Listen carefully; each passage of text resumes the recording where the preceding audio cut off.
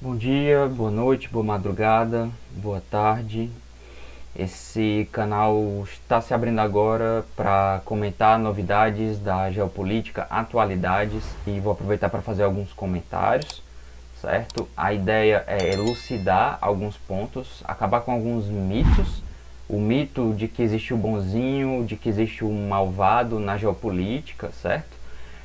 Mas também tentar estabelecer algum tipo de justiça no que diz respeito à análise, certo? Então, da minha parte, tudo bem. Espero que com vocês tudo vá muito bem também. Então, quero começar a análise falando do conflito ucraniano-russo, por que ele acontece, indo um pouquinho para o começo de toda a história. É claro que a gente não vai voltar séculos na história, certo? Nós vamos falar no começo sobre a questão da OTAN, o que é a OTAN, certo? Por que a OTAN ela coloca tanto problema para a Rússia? Por que ela incomoda tanto a Rússia? Por que a Rússia chegou ao extremo de querer invadir a Ucrânia, justificando que foi por conta de ações da OTAN e etc. O que acontece dentro do território ucraniano que incomoda a Rússia? Afinal de contas, a Ucrânia fazia parte da antiga União Soviética. Como era essa relação? Bom, vamos voltar para o começo aqui. A OTAN é uma união militar, certo? Organização do Tratado do Atlântico Norte, que a princípio se justificava como uma arma para proteger os países da Europa Ocidental do comunismo. Se a OTAN existia para proteger os países da Europa Ocidental do comunismo, Europa Ocidental, Inglaterra, Alemanha, França, Itália, Espanha e por aí vai, por que ela ainda existe, já que o comunismo acabou? Quando a União Soviética se afunda, a OTAN acaba perdendo a razão de existir, certo? Em 1991, e como uma organização militar caduca nesse momento, porque não tem mais um inimigo, ela começa a procurar por um novo inimigo, certo? Chegando a afirmar que os seus interesses estariam em qualquer lugar do mundo, e começando a se expandir, né? E continuando a se expandir mesmo após 1991, com a queda da União Soviética, né? E isso acontece por etapas. Por exemplo, em 1999 ela anexa a Polônia, a República Tcheca e a Hungria, que são ex-repúblicas socialistas soviéticas. Em 2004 ela incorpora também os países bálticos, né? A Estônia, a Letônia, que ambos têm cerca de 600 quilômetros de fronteira com a Rússia, aliás, e a Lituânia. Por que isso ofende tanto os russos? Na realidade, dentro das tratativas para o fim da União Soviética, para que a Rússia não se prejudicasse tanto, houveram negociações em nível de relações internacionais, com as relações internacionais soviéticas e as relações internacionais norte-americanas, sobretudo. Então, em 1990, o presidente dos Estados Unidos era o Bush pai, certo? E na ocasião ele prometeu ao Gorbachev, então secretário-geral da União Soviética, que a OTAN não iria se expandir nenhuma polegada a leste, que é em direção à Rússia.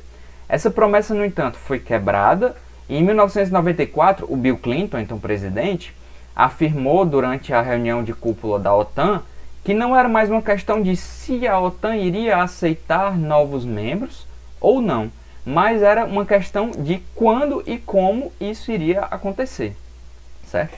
Então, essa ofensiva que começou com o Bill Clinton lá em 1994 acaba, né, com a absorção para dentro da OTAN de 12 países da Europa Central, certo? E da Europa Ocidental entre 1999 e 2009.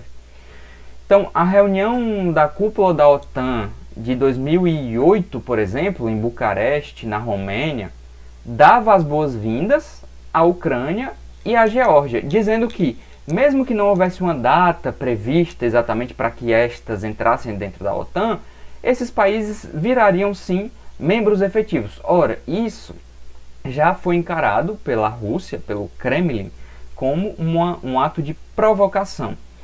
Mas por que isso foi encarado como um ato de provocação? Primeiro vamos contextualizar quem é a Ucrânia. Qual é a circunstância geográfica, primeiro, em que se encontra a Ucrânia? A Ucrânia ela é o segundo maior país da Europa, certo? E além disso, ela é uma das ex-15 repúblicas socialistas soviéticas, certo? Até 1991. Dentro do contexto dessa tensão, o que ocorre é que a Rússia não aceita que a OTAN tenha bases logo do seu lado, logo vizinhas a onde ela se encontra, por uma série de questões. Porque mesmo que a União Soviética tenha se desfeito em 1991 e tenha começado um processo de desmonte e de miséria econômica e política, por que eu digo isso? Porque durante a década de 1990, a Rússia, então desfeita da União Soviética, entrou no mais avançado processo de neoliberalização, de privatização de empresas públicas. Mas, bom, o que é que ocorre? Qual foi a tensão que ocorreu logo às vésperas desse começo de guerra que aconteceu em 2022? Na realidade, se a gente analisar a história bem recente, em março de 2021, o Putin falou que qualquer ação militar ocidental, ou seja, Europa e Estados Unidos, qualquer apoio à Ucrânia criaria, nas palavras dele, problemas de segurança significativos para a Rússia. Por quê? Porque a verdade é que a Rússia nunca deixou de ser enxergada como uma inimiga pela OTAN. Por quê?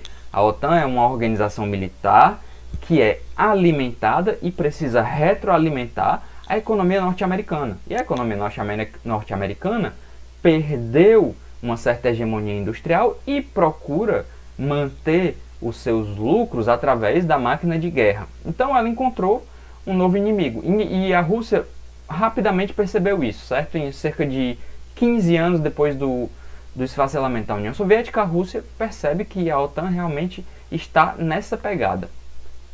No final de 2021, então, a Rússia começou a mobilizar tropas militares na fronteira, certo? Da Ucrânia, e chegou ao extremo de invadir a Ucrânia em 24 de fevereiro de 2022. Tá? No discurso que o Putin fez nas primeiras horas do dia 24 de fevereiro, para justificar a invasão militar, ele disse que visava proteger a população a leste da Ucrânia e declarou, abre aspas para o Putin, sabe-se que por 30 anos tentamos, persistente e pacientemente, chegar a um acordo com os principais países da OTAN sobre os princípios de uma segurança igualitária e unida na Europa. Isso é o Putin dizendo, eu não mexo com vocês, não mexam comigo. Ele continua, como resposta a nossas propostas, frequentemente nos deparamos ou com enganações cínicas e mentiras, ou com tentativas de pressão e chantagem, enquanto a Aliança do Atlântico Norte, no meio tempo, apesar de todos os nossos protestos e cuidados, se expande sem parar. A máquina de guerra se movimenta e, repete ele, se aproxima em cheio das nossas fronteiras, certo? Existe, segundo Putin, uma espécie de moralismo hipócrita por parte dos países da Organização do Tratado do Atlântico Norte, sobretudo dos Estados Unidos. Ele diz o seguinte, primeiro, o que é que eles fizeram na história?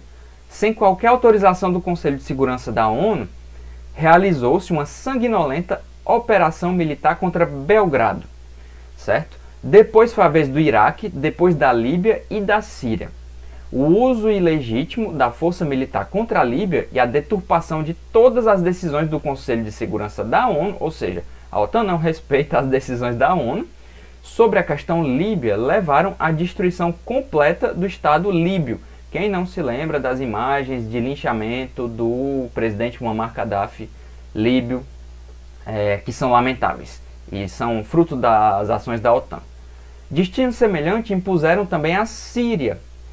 A ação militar da coalizão ocidental no território do país, sem o consentimento do governo sírio e com a sanção do Conselho de Segurança da ONU, é nada menos do que uma agressão, uma intervenção. E nessa lista tem lugar especial a invasão do Iraque, que também, sem qualquer base legal, os Estados Unidos realizaram, a OTAN realizou. Então o Putin continua. Os exemplos que eu dei aqui são os mais gritantes, mas estão longe de ser os únicos de negligência do direito internacional. Nesta lista incluem-se também as promessas ao nosso país de a OTAN não expandir nenhuma polegada para o leste, certo? Sanções. Existem sanções. Depois que a Rússia resolveu invadir a Ucrânia, o Ocidente, a OTAN, os países ocidentais, resolveram rechaçar essa invasão através de sanções. O Ocidente, entenda-se quando eu falar Ocidente, sobretudo União Europeia e Estados Unidos, o Ocidente acha, na realidade, que pode ganhar a guerra com punições econômicas à Rússia na forma de sanções. Mas isso também pode ser um sinal de uma propensão a não se envolver militarmente no conflito, ou um sinal de que se entende que a Rússia é militarmente superior neste momento. Na realidade, desde 2014, quando a Rússia anexou o território da Crimeia, no sul da Ucrânia, as sanções contra ela começaram a ser aplicadas amplamente. O problema dessa tática de sanções contra a Rússia é que o efeito não foi de jeito nenhum o colapso do país, certo? Muito pelo contrário, ele teve como consequência o fortalecimento militar, já da parte da Rússia, prevendo futuras hostilidades. Bom, e se a gente parar para pensar, existem sanções econômicas impostas a vários países que não tiveram o efeito que era desejado. Como, por exemplo, o Irã e a Coreia do Norte, certo? Para fazer pressão e conseguir fazer com que eles aceitem parar os seus respectivos programas nucleares, mas o resultado prático dessas sanções é uma militarização desses países com o objetivo de preservar a própria soberania frente aos Estados Unidos. Alguém pode questionar, mas e o caso de Cuba? A realidade é que as sanções impostas contra Cuba atingiram muito bem os seus objetivos, só que Cuba tem uma situação geográfica especial porque ela se localiza nas barbas dos Estados Unidos. Então, Cuba não pode ter uma ajuda direta nem da China, nem da Rússia, nem do Irã. Então, a situação geográfica de Cuba é bastante complicada. Mas o que cabe a gente aqui perguntar, questionar é o seguinte: como é que a situação chegou na anexação da Crimeia pela Rússia e depois como é que chegou no cúmulo da invasão do território ucraniano pela Rússia? Voltemos aqui um pouquinho no tempo. A Ucrânia se tornou independente em 91, depois do colapso da União Soviética. A Ucrânia oscilou desde então entre estar mais próxima da mãe Rússia ou estar mais próxima do Ocidente. Até que em 2002, a Ucrânia entregou uma solicitação formal para fazer parte da OTAN. Algumas pessoas podem pensar que isso provocou a ira da Rússia, mas ocorre que em 2002 a Rússia estava engatinhando, na sua recuperação moral e econômica do desastre que foi para ela o fim da União Soviética e os anos 90, quando ela experimentou um dos mais puros e mais selvagens neoliberalismos terceiro-mundistas. Então, a União Soviética, que era considerada o segundo mundo, passou a uma Rússia terceiro-mundista humilhada. Então, em 2004, na Ucrânia, as eleições para presidente tinham dois principais candidatos: Viktor Yushchenko, para o Ocidente, e Viktor Yanukovych, que defendia se aproximar da Rússia. O candidato vencedor do pleito foi Viktor Yanukovych, pró-Rússia, mas ele não pôde assumir. Por que ele não pôde assumir? Na realidade, depois de protestos da oposição, que alegava fraude nas eleições, a Suprema Corte anulou o resultado. Na segunda eleição, que aconteceu em dezembro do mesmo ano, o líder da oposição, Yushchenko, pró-Ocidente, venceu o pleito e se elegeu. Bom, esse episódio ficou conhecido como Revolução Laranja e faz parte do que a gente chama na história recente de revoluções coloridas. As revoluções coloridas normalmente acontecem com uma espécie de soft power. Não é necessário disparar sequer um tiro de canhão para se deslegitimar um certo regime, se depor um líder que não esteja em consonância com os interesses dos Estados Unidos e fazer com que o país volte aos trilhos sendo subserviente aos Estados Unidos e ao Ocidente europeu, certo? Entretanto, apesar da Revolução Laranja em 2004, 6 anos depois, em fevereiro de 2010, numa nova eleição, o Viktor Yanukovych, pró-Rússia, foi eleito presidente ucraniano. E o parlamento declarou que a Ucrânia abandonava oficialmente a intenção de integrar a OTAN. É muito importante prestar atenção na oscilação, na mola, no ping-pong no qual se encontra a Ucrânia. E principalmente por causa da sua localização geográfica. Ela faz fronteira com a Rússia diretamente e ela faz fronteira com a Europa Ocidental diretamente também. Então a Ucrânia vive desde o fim da União Soviética esse ping-pong geopolítico. Então, à frente da Ucrânia, Viktor Yanukovych se recusou a assinar um acordo de liberdade econômica com a União Europeia. Isso aconteceu no final de 2013. Só que essa recusa gerou uma revolta interna que foi encabeçada por grupos de extrema direita que em 2014, no começo de 2014, ocuparam a Praça Maidan. Maidan em ucraniano significa independência. Essa praça se localiza em Kiev. E esse movimento de contestação, a não assinatura do Acordo de Livre Comércio de Liberdade Econômica com a União Europeia, ficou conhecido como Euromaidan. Interessante. Interessante. Alguns manifestantes da Praça Maidan faziam parte da organização de extrema-direita Svoboda, ou Svoboda, chegando a usar a vestimenta militar com o emblema da SS Galícia. O que era a SS Galícia? Um braço de colaboração com os nazistas na Segunda Guerra Mundial, durante a invasão do Hitler rumo à União Soviética, quando Hitler ocupou a Ucrânia. Além dessa organização, Svoboda, havia membros do setor de direita e do batalhão Azov, que também não se intimida em usar símbolos nazistas. Aqui cabe uma observação interessante, que depois que a Rússia resolveu invadir a Ucrânia, um dos setores que está na linha de frente da resistência contra a invasão russa é o batalhão Azov. E o Facebook permitiu, a partir de determinado momento, que se façam elogios ao batalhão Azov. Então o Facebook deixou de considerar o batalhão Azov como uma organização criminosa, deixou de considerar como uma organização terrorista e omitiu o fato de que o batalhão Azov não se intimida em usar símbolos nazistas, certo? Então tudo fica muito esquisito, tudo fica muito estranho no mundo das boas intenções do Facebook, da ONU e da OTAN. Mas prossigamos. A questão é que já em fevereiro de 2014 ocorreram confrontos violentos entre manifestantes e a polícia, deixando 77 mortos em Kiev. Isso fez aumentar a tensão interna na Ucrânia e o presidente Yanukovych foi afastado e se exilou na Rússia, com a oposição assumindo o poder. Logo depois da deposição de Yanukovych, o parlamento anulou a lei que permitia o uso oficial da língua russa em nível local, o que prejudicou sobretudo as regiões do sul da Ucrânia e do leste ucraniano de maioria russófona. Não significa que essas pessoas não falem o ucraniano, mas essas pessoas são de origem e têm grandes laços com a Rússia. Diante dessa situação, o Putin percebeu que a União Europeia e a OTAN poderiam começar a fazer movimentações para anexar a Ucrânia.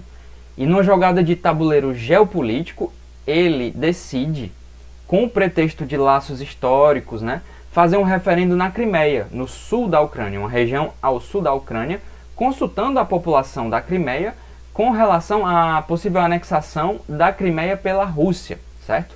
A verdade é que esse referendo venceu com 97% dos votos sim pela anexação da Crimeia pela Rússia, certo?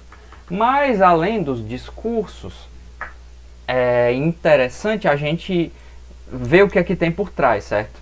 É necessário, por exemplo, ter em conta a importância econômica que tem a Crimeia para a Rússia, para poder enxergar além da retórica da fraternidade entre os povos eslavos usada pelo Putin. Não é que isso não exista, mas é que existem outros interesses que foram ocultos. Vamos tentar entender isso? Em 1º de março de 2014, o parlamento russo deu sinal verde para o Putin usar a força para proteger os interesses da Rússia dentro da Ucrânia. E o mais importante era manter a base naval de Sebastopol, na Crimeia, certo? Que estava cedida à Rússia.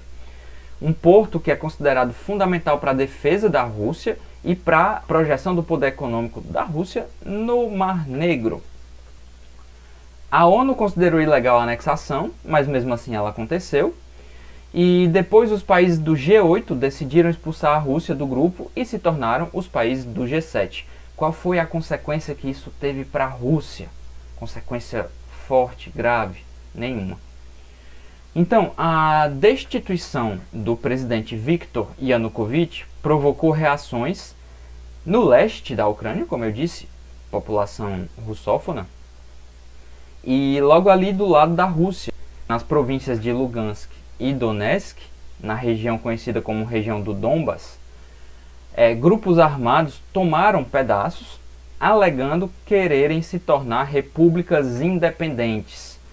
O governo ucraniano lançou uma operação militar para responder a essa insurgência. Uma operação militar que contou com uma boa solidariedade desses grupos que utilizam uma simbologia neonazista e uma simbologia nazista clássica também. O que ocorre é que, sobre esse novo foco de tensão dentro da Ucrânia, houve tentativas de cessar-fogo, é necessário que se diga, entre os rebeldes do Donbas e o governo da Ucrânia. E essas tentativas de cessar-fogo foram encabeçadas pela Bielorrússia, que se localiza ao norte da Ucrânia, no conhecido Acordo de Minsk, certo? E depois houve uma tentativa encabeçada pelo Quarteto da Normandia, em 2015, composto por Alemanha, França, Rússia e Ucrânia, para o cessar-fogo entre essas regiões. A verdade é que nenhum dos acordos foi capaz de colocar fim à guerra civil na Ucrânia, certo? Que dura desde 2014, com mais de 15 mil mortos, certo? Desde então. Entre os 15 mil mortos, pelo menos 4 mil são civis. Então, na realidade, não foi possível parar as hostilidades. Por quê? Certo? A gente poderia dar voltas e voltas aqui tentando explicar por que as hostilidades não tiveram fim, etc. Mas não foi possível parar as hostilidades porque ninguém respeitou os acordos. Para resumir, muito bem resumidamente, a questão.